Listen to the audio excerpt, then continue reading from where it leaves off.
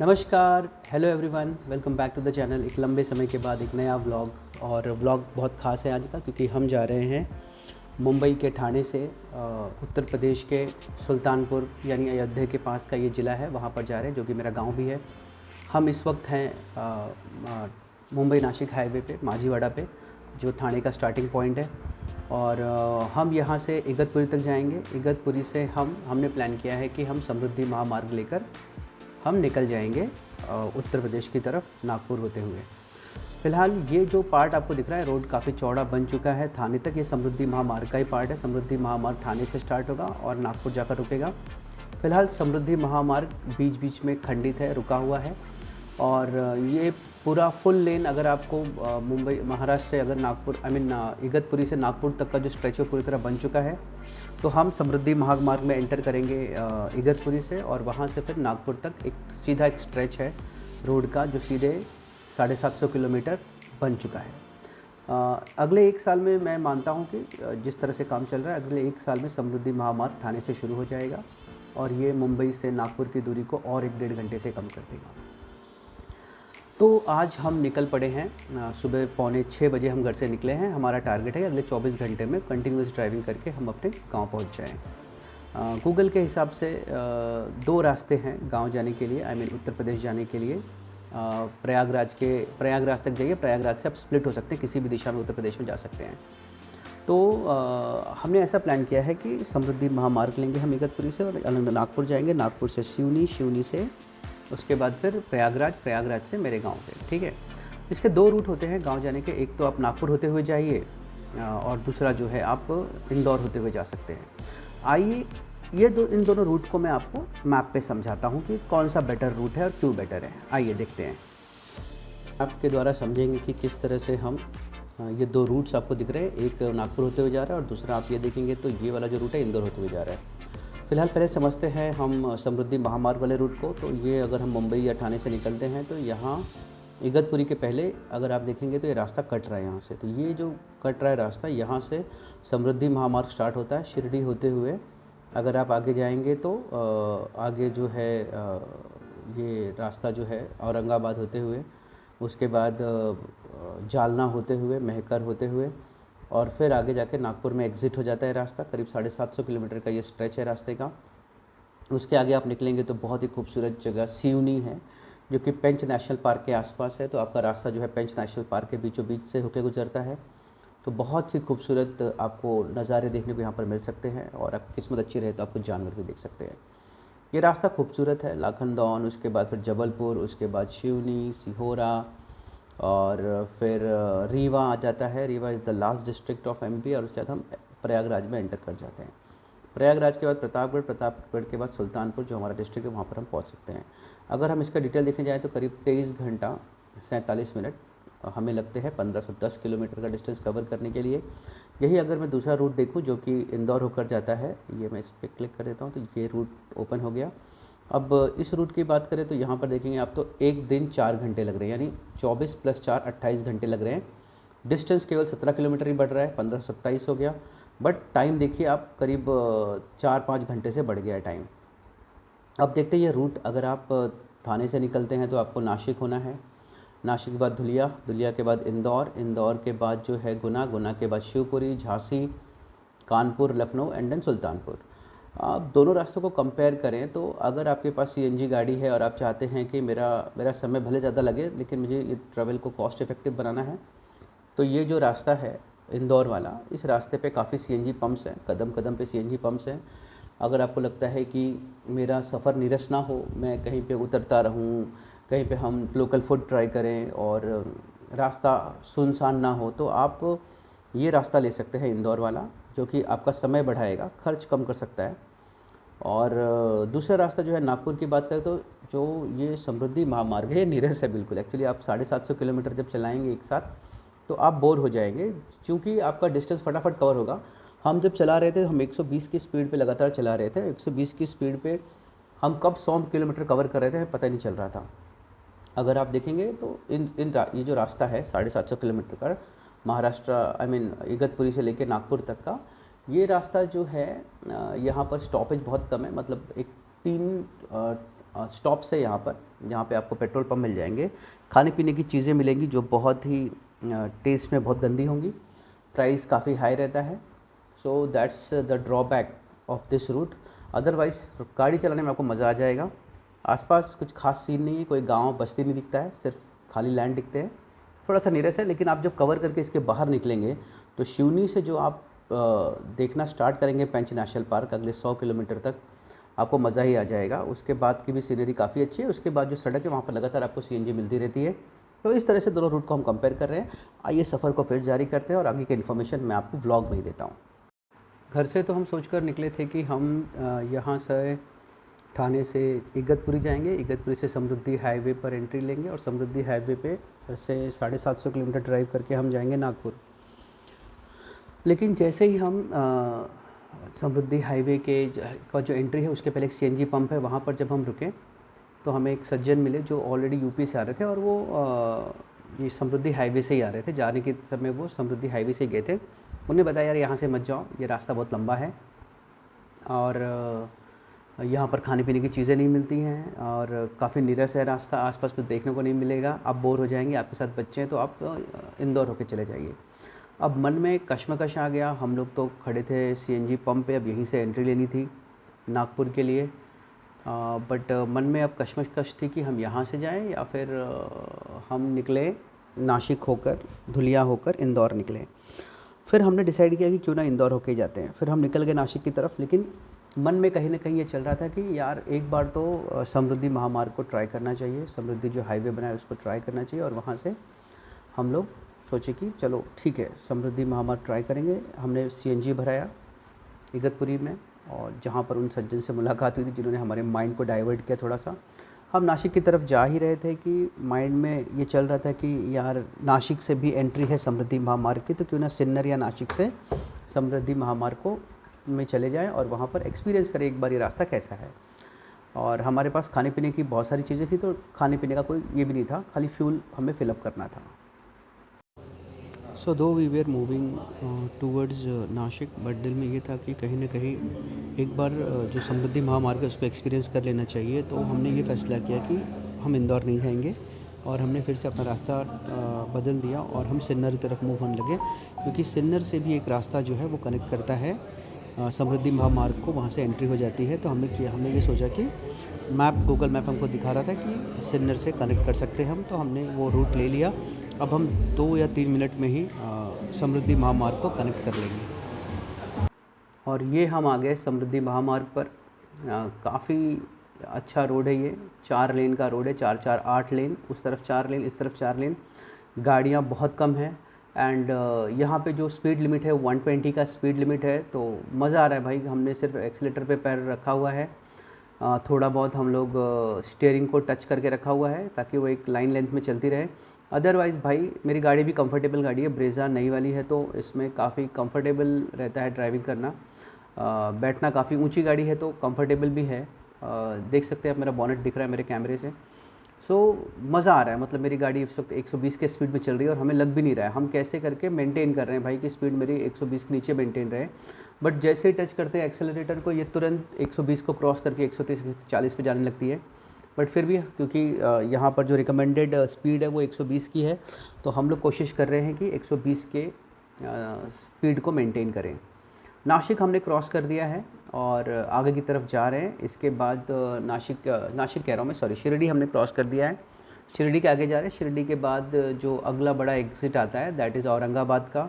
औरंगाबाद के बाद जालना आएगा, जालना के बाद महकर करके कोई जगह है वहाँ पर, और इस तरह से नागपुर हमें पहुँचना है। हमने टारगेट रखा है कि हम 4-4:30 तक पहुँच जाए। 750 किलोमीटर का ये स्ट्रेच है, जहाँ से स्टार्ट होता है और जहाँ से एंड होता है, दैट इज़ अराउंड 750 किलोमीटर का ये स्ट्रेच है।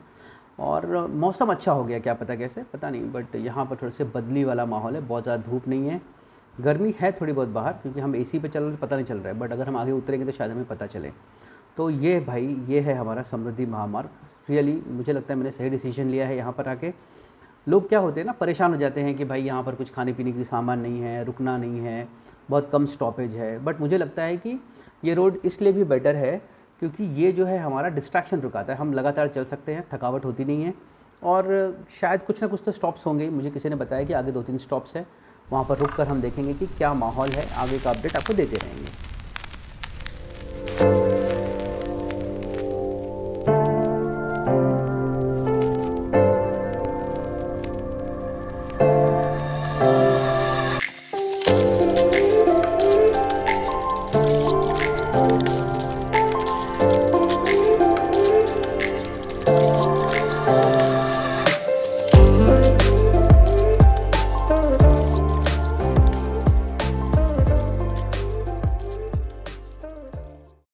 तो ठाणे से करीब 450 किलोमीटर का डिस्टेंस हम कवर कर चुके हैं और डिस्टेंस कवर करने के बाद हम आ पहुँचे हैं जालना के एग्ज़िट पे और इस एग्ज़िट के बगल में ही है ये पेट्रोल पंप, रिफ्यूलिंग सेंटर है। मैंने यहाँ पे अपनी कार को रिफ़िल किया पेट्रोल से। यहाँ पर हमने 2010 रुपये के पेट्रोल भराए और यहाँ पर एक रेस्टोरेंट भी दिखा, हमने यहाँ पर कोल्ड ड्रिंक्स वगैरह लिए। बाकी तो बहुत धूप है, गर्मी काफ़ी ज़्यादा है यहाँ पर और खाने पीने का कोई ख़ास व्यवस्था यहाँ पर है नहीं, तो हमने सिर्फ एक कोल्ड ड्रिंक लेकर आगे निकल पड़े हम लोग। अब देखते हैं आगे कितने किलोमीटर पे कोई अच्छी व्यवस्था वाली कुछ खाने पीने का कोई सेंटर है, फूड मॉल होगा तो हम वहाँ पर रुकेंगे। चलते हैं आगे।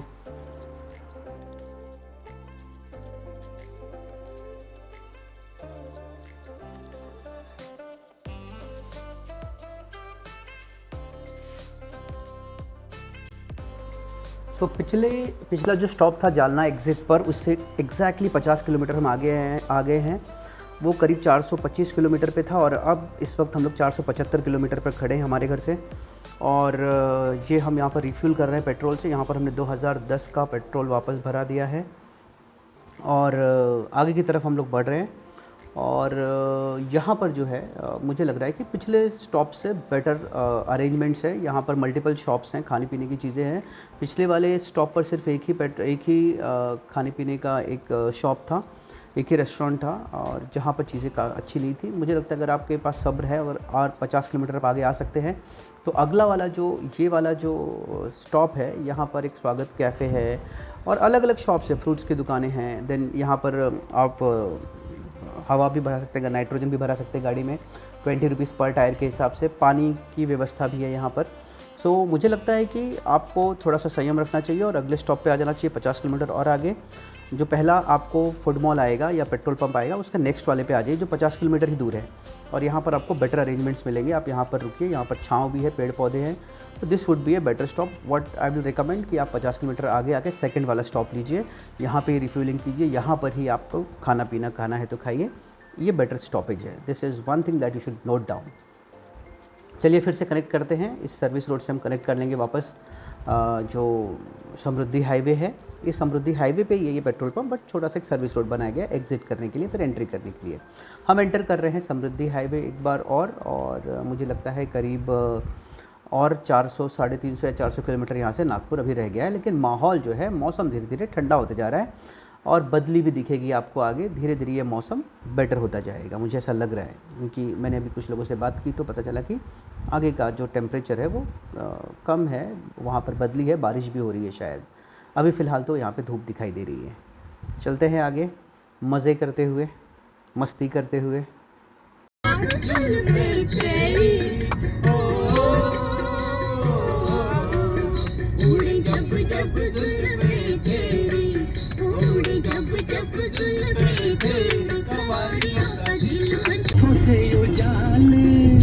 का उजाला परदेसी ले गया। ला ला ला ला।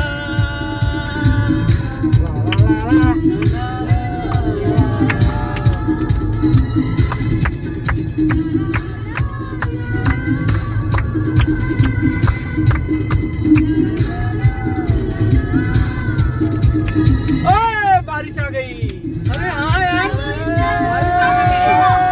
सो पिछले फ्यूल रिफ़िल के बाद हम 150 किलोमीटर आ गया है, तब जाके पेट्रोल पंप मिला है। तो कहीं पे जो हम एंटर किए थे तो वहाँ से करीब 200 किलोमीटर के बाद पहला पंप आता है, फिर 45 किलोमीटर बाद सेकंड आता है और थर्ड जो है फिर 150 किलोमीटर के बाद आता है। मैंने एक गाड़ी का जो बोनेट है खोल रखा है ताकि ठंडा हो जाए। टायर पे थोड़ा पानी मार दिया बिकॉज़ नागपुर अप्रोच कर रहे हैं हम, टेम्परेचर इंक्रीज़ हो रहा है। लेकिन अब तक के जो हमारा सफ़र था उसके बारे में अच्छी बात यह है कि ज़्यादातर जो सफ़र है हमने उसको काटा है छाँव में। बदली में। GPS signal low.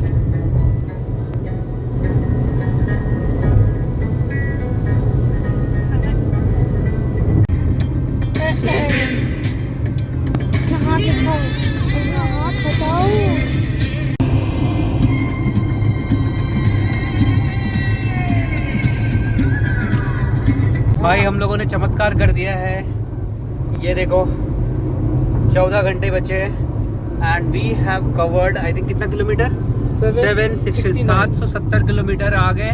और ये नागपुर का टोल आ गया, ये आ गया हमारा एग्जिट। यहाँ पर कटेंगे शायद 1290 रुपये कटेंगे हमारे टोल से, लेट्स सी। और ये आ गया नागपुर का टोल। हमने कितने घंटे में कवर किया ये? तो घर से निकलकर इतना भटकते हुए सीएनजी के लिए रुकते हुए फिर भी हम करीब 9.5 घंटे में नागपुर पहुंच गए हैं। शाम के बज रहे हैं 4। शाम के बज रहे हैं 4। सुबह 5 बजे निकले थे हम लोग, 5:15 5:30 बजे 5:30 बजे निकले थे और 4:30 बजे हम पहुंच गए। Now will take a break. मज़ा आ गया, वी आर ऑन टाइम। हमने सोचा था हमको बहुत लेट हो जाएगा बट गाड़ी ने साथ दिया और बहुत ज़बरदस्त रोड है ये। कौन सा रोड है? समृद्धि हाईवे, ज़बरदस्त।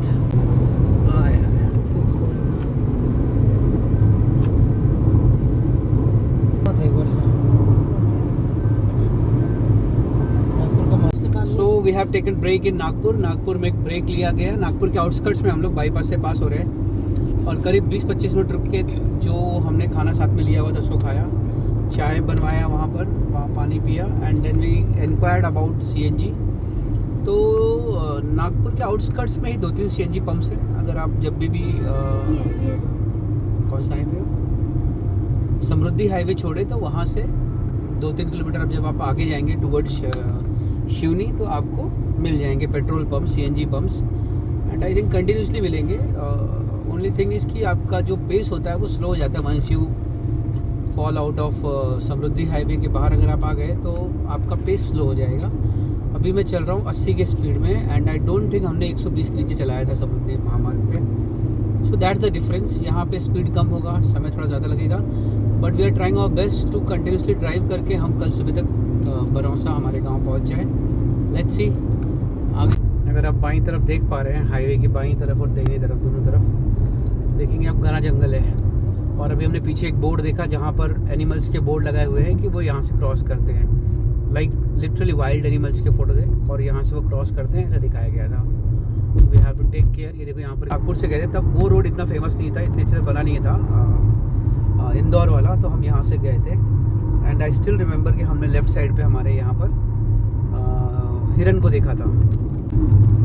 एक सतरंगी शाम हम करीब 50 किलोमीटर से और 1.5 घंटे के आसपास या 1 घंटे के आसपास से हम सिर्फ एक जंगल के आसपास घूम रहे हैं जिसका नाम है पेंच। एमपी में भी घुस गए हम लोग, एमपी में आ गए हैं, महाराष्ट्र से एमपी, बट स्टिल भी यार हमारे आसपास हमको पेंच फॉरेस्ट ही दिखाई दे रहे हैं, उसके अलग अलग गेट्स दिखाई दे रहे हैं। मतलब इतना बड़ा फॉरेस्ट है ये। सामने बंदर आ गया, shit, I was about to woman. ये शाम देखो, ये बादल देखो क्या कलरफुल दिख रहा है। वाह, यहाँ पर एक चीज़ ध्यान देना पड़ेगा, अगर आप यहाँ से पास हो रहे हैं बंदरों का खासा ध्यान दीजिएगा क्योंकि बंदर यहाँ पर जैसे यूपी में गाय भैंस रोड पर घूमते रहते हैं, बंदर किसी वक्त भी आपके गाड़ी के सामने आ सकते हैं। So be careful when you are passing through this trench of Pench national park. और दूसरी प्रॉब्लम ये है कि पेंच नेशनल पार्क कोई छोटी मोटी जगह नहीं है, ये करीब 50 से 60 किलोमीटर के दायरे में आप इसके आसपास घूमते रहेंगे।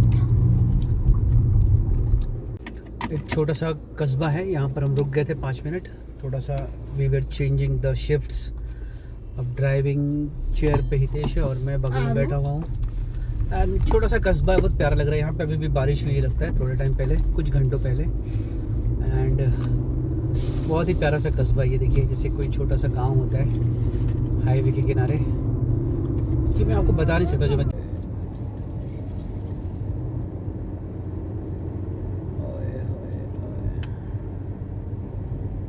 ऐसा लग रहा है जैसे कोई पेंटिंग कर दिया किसी ने।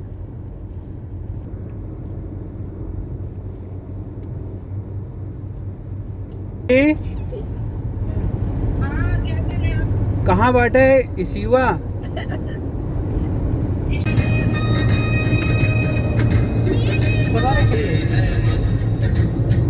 हाँ ये याद रहेगा कसम।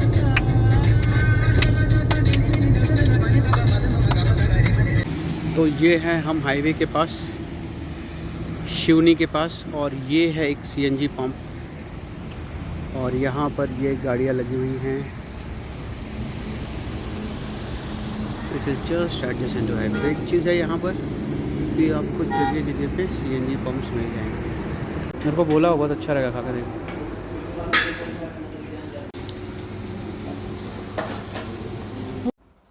तो रात के बज रहे हैं करीब 1:45 और हम रीवा से करीब 50 किलोमीटर दूर हैं। करीब एक आधे घंटे या 1 घंटे के आसपास हमें लगेगा रीवा पहुंचने के लिए, और उसके बाद फिर रीवा के बाद, रीवा क्रॉस करने के बाद और 1 घंटे हमको, 1 या 1.5 घंटे लगेंगे हमको इलाहाबाद पहुंचने के लिए।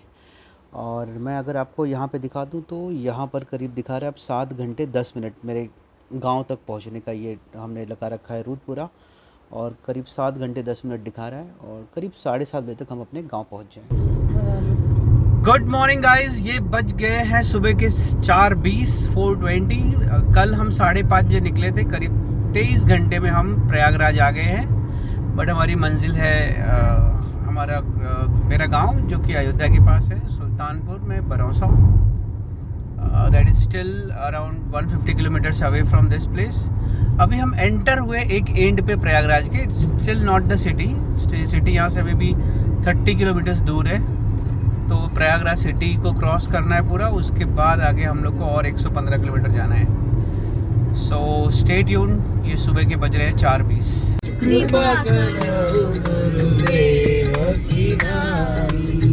जो सतबार पाठ कर सुख होई।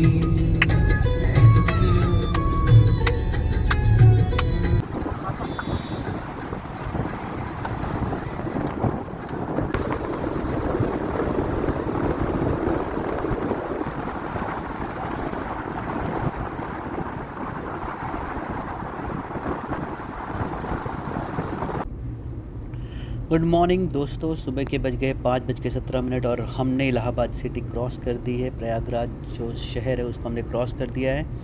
ये हाईवे लगा हुआ है जो प्रयागराज से फैज़ाबाद यानी अयोध्या जाता है, और उसी के बीच मेरा गांव है।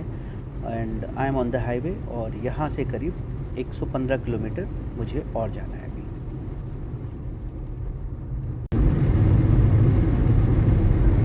सुबह के बज रहे हैं 5:45 और हम पहुंच चुके हैं प्रतापगढ़ के एक्सटीरियर में हैं हम, और we are trying to enter Pratapgarh. ये देखिए ऊपर लिखा है 5 किलोमीटर प्रतापगढ़, 42 किलोमीटर सुल्तानपुर, अयोध्या 109। कुछ दिखा नहीं मार्केट में खाने पीने का सामान, चाय वाय भी नहीं दिखा।